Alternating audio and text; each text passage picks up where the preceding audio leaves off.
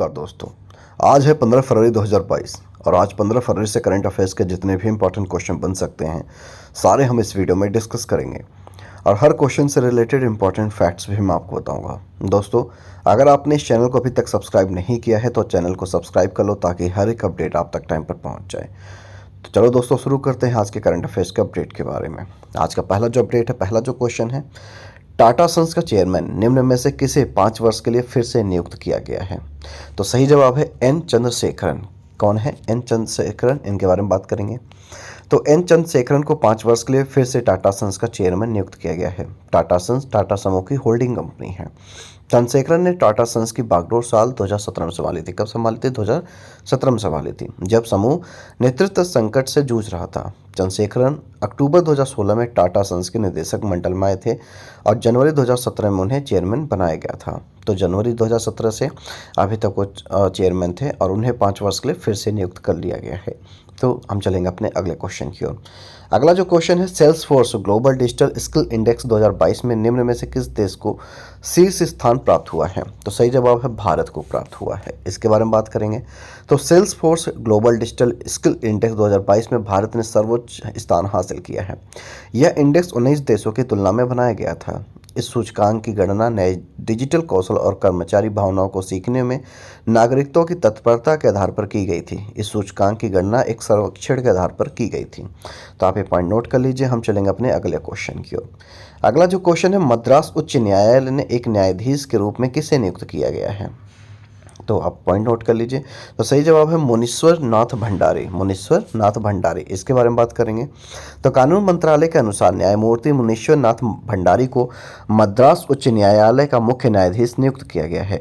इसके अलावा न्यायमूर्ति भंडारी ने पिछले साल नवंबर में न्यायमूर्ति संजीव बनर्जी के मेघालय उच्च न्यायालय में स्थानांतरण के बाद मद्रास उच्च न्यायालय के कार्यवाहक मुख्य न्यायाधीश के रूप में पदभार संभाला था। तो आप ये पॉइंट नोट कर लीजिए। हम चलेंगे अपने अगले क्वेश्चन की ओर। अगला जो क्वेश्चन है, HIV वायरस की खोज करने वाले किस नोबेल विजेता वायरोलॉजिस्ट का 89 वर्ष की उम्र में निधन हो गया है? तो सही जवाब है ल्यूक मॉन्टेनियर। क्या नाम है इनका? Luke Montagnier. इसके बारे में बात करेंगे। तो पेरिस मशहूर फ्रांसीसी शोधकर्ता और वायरोलॉजिस्ट ल्यूक मॉन्टेनियर का 89 वर्ष की उम्र में निधन हो गया है। उन्हें HIV वायरस को खोज के लिए साल 2008 में नोबेल पुरस्कार से सम्मानित किया गया था। साथ ही साथ ल्यूक मॉन्टेनियर ने 1983 में ह्यूमन इम्यूनोडेफिशिएंसी वायरस, जिसे HIV कहा जाता है, की पहचान की और उस प्रक्रिया को समझाया जिसकी वजह से एड्स का कारण बनता है। तो ये इंपॉर्टेंट पॉइंट है, ये नोट कर लीजिए, एग्जाम में क्वेश्चन आ सकता है। अगले क्वेश्चन की ओर चलेंगे। अगला जो क्वेश्चन है, विश्व रेडियो दिवस निम्न में से किस दिन मनाया जाता है? तो सही जवाब है 13 फरवरी को मनाया जाता है। कब मनाया जाता है? 13 फरवरी को मनाया जाता है। इसके बारे में बात करेंगे। तो विश्व रेडियो दिवस 13 फरवरी को पूरे विश्व में मनाया जाता है। आपको बता दें कि यह दिवस रेडियो के बारे में जागरूकता बढ़ाने और प्रसारकों के बीच नेटवर्किंग को ताकतवर बनाने का एक साधन है। इसके अलावा विश्व रेडियो दिवस को मनाने का मुख्य उद्देश्य विश्व भर के युवाओं को रेडियो की आवश्यकता और महत्व के प्रति जागरूक करना है। यूनेस्को ने शिक्षा के प्रसार, अभिव्यक्ति की स्वतंत्रता और सार्वजनिक बहस में रेडियो की भूमिका को रेखांकित करते हुए पहली बार 13 फरवरी 2012 को विश्व रेडियो दिवस के रूप में मनाया गया था। तो एग्जाम में क्वेश्चन भी आ सकता है कि पहली बार विश्व रेडियो दिवस कब मनाया गया था? तो सही जवाब 13 फरवरी 2012 को मनाया गया था। कब मनाया गया था दोस्तों? 13 फरवरी 2012 को। इसी वजह से हर साल 13 फरवरी को विश्व रेडियो दिवस मनाया जाता है। तो आप ये पॉइंट नोट कर लीजिए। हम चलते हैं अपने अगले क्वेश्चन की ओर। अगला जो क्वेश्चन है, विज्ञान में महिलाओं व बालिकाओं के लिए अंतर्राष्ट्रीय दिवस निम्न में से किस दिन मनाया जाता है? तो सही जवाब है 11 फरवरी को मनाया जाता है। इसके बारे में बात करेंगे। तो प्रतिवर्ष 11 फरवरी को संयुक्त राष्ट्र द्वारा विज्ञान में महिलाओं व बालिकाओं के लिए अंतर्राष्ट्रीय दिवस मनाया जाता है। इस दिवस के आयोजन का मुख्य उद्देश्य विज्ञान एवं तकनीकी क्षेत्र में महिलाओं एवं बालिकाओं की समान पहुंच एवं भागीदारी सुनिश्चित करना है। इसके अलावा यह दिवस विज्ञान और प्रौद्योगिकी के क्षेत्र में महिलाओं और बालिकाओं की भूमिका का मूल्यांकन करने का अवसर प्रदान करता है। तो सही जवाब है 11 फरवरी। तो एग्जाम में इस टाइप का क्वेश्चन है तो आप इसका आसानी से जवाब दे सकते हो। अगले क्वेश्चन की ओर चलेंगे। अगला जो क्वेश्चन है, केंद्र सरकार ने कितने करोड़ रुपए की लागत से 2025-26 तक अगले 5 वर्षों के लिए बड़े पैमाने पर पुलिस आधुनिकीकरण कार्यक्रम को जारी रखने की मंजूरी दे दी है? तो सही जवाब है 26,275 करोड़ रुपए। कितना? 26,275 करोड़ रुपए। इसके बारे में बात करेंगे। तो केंद्र सरकार ने 26,275 करोड़ रुपए की लागत से 2025-26 तक अगले 5 वर्षों के लिए बड़े पैमाने पर पुलिस आधुनिकीकरण कार्यक्रम को जारी रखने की मंजूरी दी है। इसके अलावा केंद्रीय गृह मंत्रालय के मुताबिक इस परियोजना में जम्मू कश्मीर, पूर्वोत्तर राज्यों और माओवाद प्रभावित क्षेत्रों में नई बटालियन बनाने, उच्च तकनीक वाली फॉरेंसिक प्रयोगशालाओं और अन्य जांच उपकरणों के विकास के लिए सुरक्षा संबंधी खर्च शामिल है। इसमें कहा गया कि योजना के तहत आंतरिक सुरक्षा, कानून व्यवस्था और पुलिस द्वारा आधुनिक तकनीक अपनाने का प्रावधान किया गया है। तो ये पॉइंट एग्जाम में वैसे भी इतना वैसे ज़रूरी नहीं है, लेकिन अगर फिर भी आ जाता तो आप इस पॉइंट को अच्छे से याद कर लीजिए। हम चलेंगे अपने अगले क्वेश्चन की ओर। अगला जो क्वेश्चन है, केंद्र सरकार ने भारत की सुरक्षा के लिए खतरा बने निम्न में से कितने अन्य ऐप्स पर बैन लगा दिया है?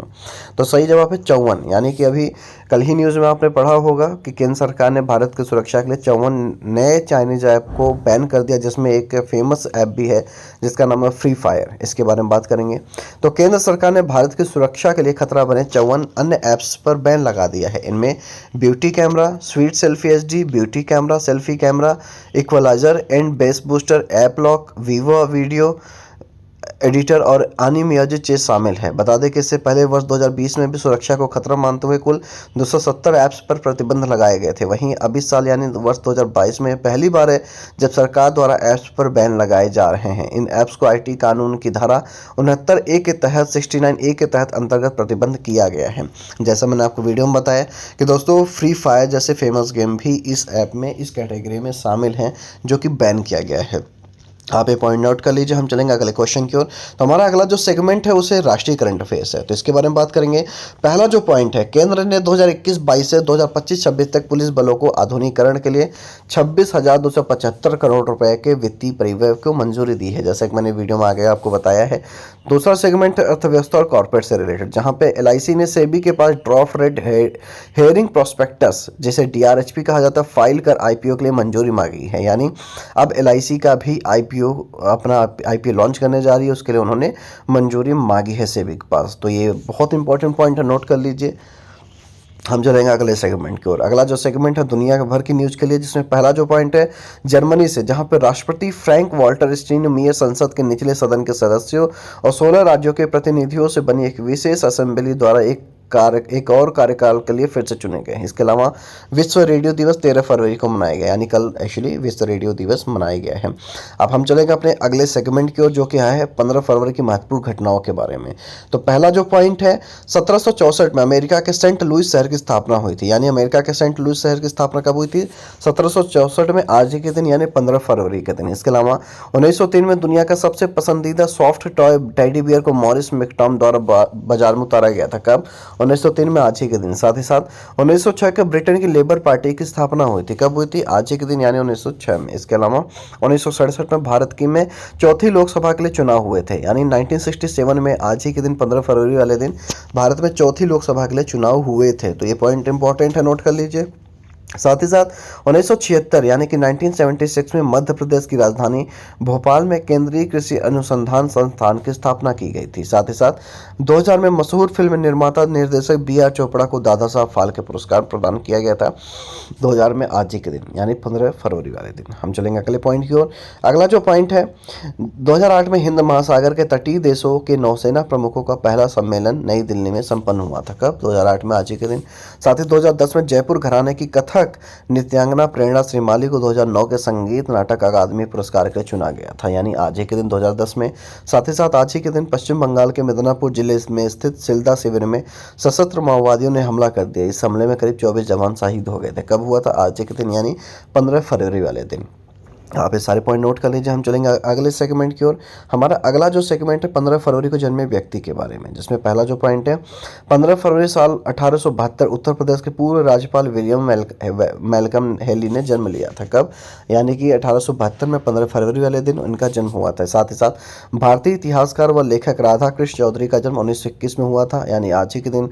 साथ ही ज्ञानपीठ पुरस्कार से सम्मानित हिंदी के यशस्वी कवि नरेश मेहता का जन्म 1922 में हुआ था, यानी 15 फरवरी, आज ही के दिन। दिन। साथ ही साथ भारतीय मूर्तिकार और भित्ति चित्रकार के.जी. सुब्रमण्यम का जन्म 1924 में हुआ था। कब? आज ही के दिन यानी 15 फरवरी वाले दिन। इसके अलावा संस्कृत भाषा के प्रतिष्ठित साहित्यकार राधा वल्लभ त्रिपाठी का जन्म हुआ था।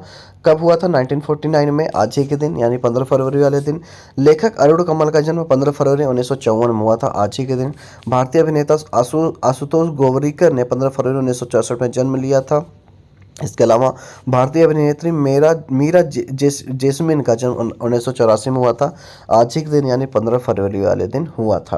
अब हम बात करेंगे 15 फरवरी को हुए निधन के बारे में। तो पहला जो पॉइंट है, 1869 यानी 1869 में महान उर्दू कवि और लेखक मिर्जा गालिब का निधन हुआ था। मिर्जा गालिब का निधन हुआ था कब? 1869 में, आज ही के दिन यानी 15 फरवरी वाले दिन।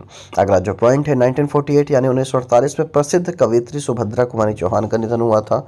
साथ ही साथ 15 फरवरी 2015 में अभिनेत्री मनोरमा का निधन हुआ था। तो ये सारे पॉइंट आप नोट कर लीजिए। एग्जाम में अगर कुछ इस टाइप से रिलेटेड कुछ भी क्वेश्चन आता हो तो इसका आसानी से आप जवाब दे सकते हो। तो चलो दोस्तों, शुरू आज के लिए इतना काफ़ी है। कल मिलेंगे नई तरीके की स्किल्स के साथ, एक नई तरीके की टेक्नोलॉजी के साथ। उम्मीद करता हूँ कि आपको कुछ नया सीखने को, जानने को जरूर मिला होगा। अगर आपको कुछ नया सीखने को, जानने को जरूर मिला तो कमेंट सेक्शन में हमें ज़रूर बताएं। तो दोस्तों, कल मिलेंगे। जय हिंद, जय भारत।